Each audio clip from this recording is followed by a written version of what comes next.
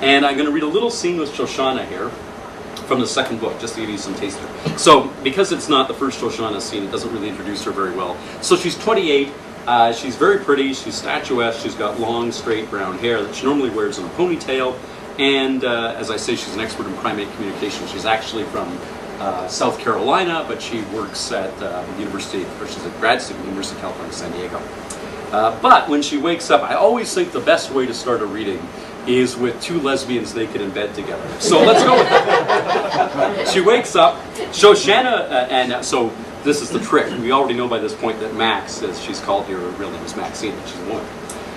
Shoshana Glick woke up with Max in her arms. Golden shafts of light were slipping in around the edges of the curtains in their small bedroom. Sho had made the mistake of telling Maxine early on that she had trouble sleeping while touching her. Max had made a point of scooting to the far side of the bed on subsequent nights, but Sho had wanted to learn how to sleep while someone else was holding her. It was just that Shoshana tended to sweat while sleeping, and she found the sticky skin contact uncomfortable.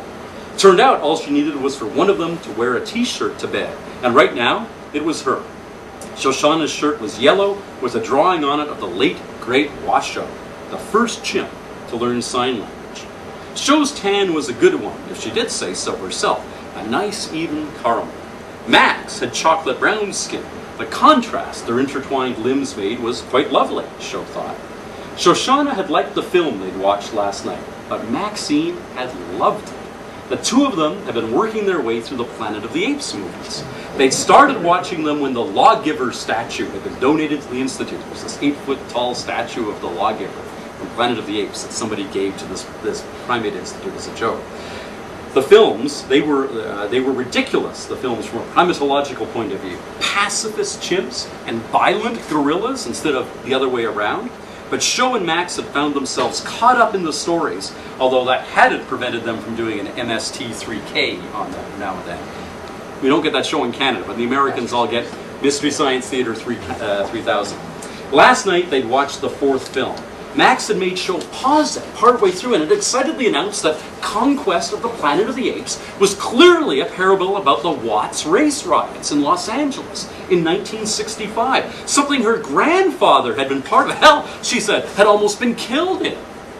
One of the film's stars, playing a human, not an ape, was an African-American man named Harry Rhodes, who Max had pronounced was so good-looking, he almost made her wish she was straight.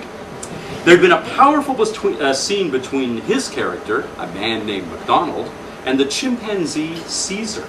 Caesar was the son of Cornelius and Zira, heroes of the first three films. In this one, he was leading a revolt of the oppressed apes.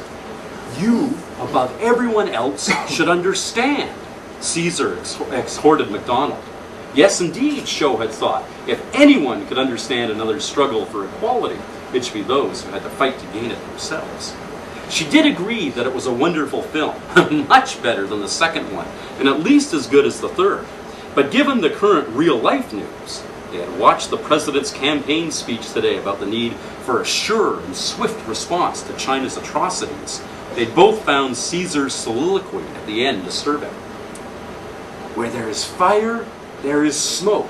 And in that smoke, from this day forward, my people will crouch and conspire and plot and plan for the inevitable day of man's downfall. The day when he finally and self-destructively turns his weapons against his own kind. The day of the writing in the sky, when your cities lie buried under radioactive rubble, when the sea is a dead sea and the land is a wasteland, and that day is upon you now! Hard, Maxine had said, to get all comfy cozy after that. But somehow they had managed. Yes, they'd managed just fine. Max stirred and opened her brown eyes. Her dreadlocks were resting on Sho's shoulder. Hey, gorgeous, she whispered. Hey, yourself, Sho replied softly. Time to face the world. Max snuggled closer. Let the world take care of itself, she murmured. The word weekend wasn't in Hobo's vocabulary, so it really couldn't be in Shoshana's either. Sorry, Angel, I gotta go to work. Max nodded reluctantly and then did what had become their little ritual since watching the first film. She imitated Charlton Heston and said, I'd like to kiss you goodbye." Shoshana contorted her features and said, "All right, but you're so damned ugly." They locked lips for a long, playful moment, and Max swatted Sho on the butt as she climbed out of the bed. It took Shoshana an hour to shower, get dressed, and drive out to the Marcuse Institute, stopping along the way at the 7-Eleven, where, mercifully, an older female clerk was on duty, because she'd been hit on by a younger guy there yesterday, to grab a bran muffin and a coffee. Dr. Marcuse had an apartment in San Diego proper, but he mostly slept at the Institute that bore his name. Enculturating an ape was like raising a child. It was more than a full-time job. Sho checked in with him, got some raisins, then headed out back to say hi to Hobo. The ape looked up as she approached, even though the wind was going the wrong way for him to have caught her scent. She sometimes wondered how good his eyesight was. It seemed fine, but there was no way to get him to read an eye chart.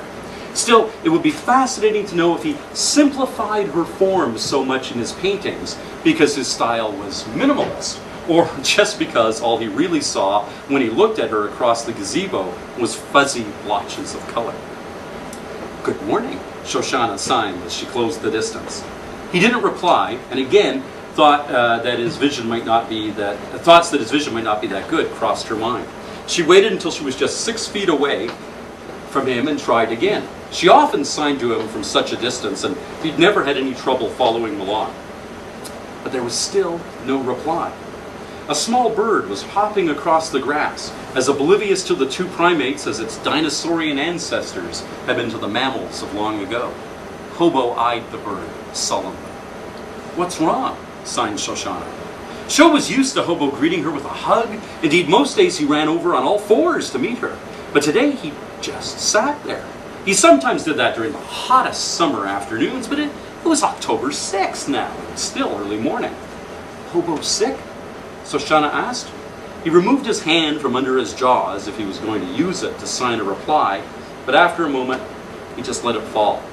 She held up a Ziploc bag containing some raisins. It was economical to buy them in a big box, but she couldn't bring the whole box out or he'd want to eat them all. "Treat?" she said. He usually held out a hand, long black fingers curled up, but this time he simply shifted his position and, as Sho went to open the bag, his arm shot out quick as a snake and grabbed it. "No," sighed Shoshana. "Bad! Bad!" He looked momentarily contrite and spread his long arms, the bag of raisins still firmly grasped in his left hand, as if inviting her for a hug.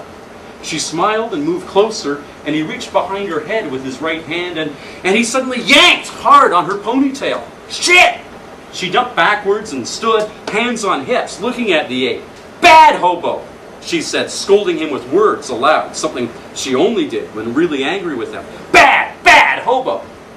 Hobo let out a pant hoot and ran away, using both legs and his right arm to propel himself across the grass. In his left hand, he was clutching the raisins. She gingerly patted the back of her head with her palm. When she moved the hand in front of her face, she could see it was freckled with blood. "Thank you."